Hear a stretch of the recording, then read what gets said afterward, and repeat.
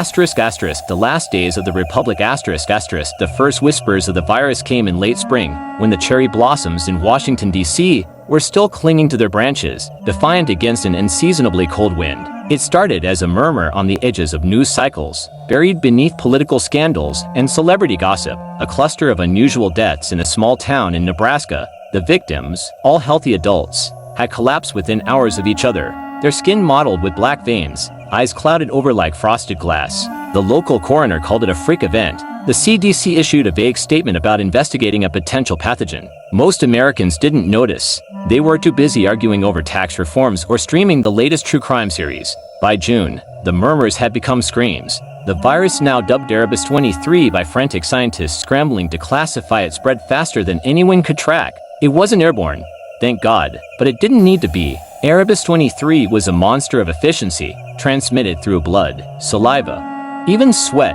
with an incubation period so short it seemed to defy biology. A single touch could doom you. A shared glass, a handshake, a lover's kiss, all became vectors of death. Symptoms hit like a freight train: fever, delirium, then the black veins crawling under your skin like ivy on a ruined wall. Within 48 hours, your organs liquefied. There was no cure, no vaccine, no mercy. The United States, that sprawling giant of a nation, was unprepared. Decades of bureaucracy and complacency had dulled its reflexes. The federal government dithered, torn between downplaying the crisis to avoid panic and imposing draconian measures that would tank the economy. By the time President Laura Hensley declared a national emergency on July 4th, entire cities were burning, not metaphorically, but literally. Riots erupted in Chicago, Atlanta, and Los Angeles as terrified citizens stormed hospitals and looted pharmacies.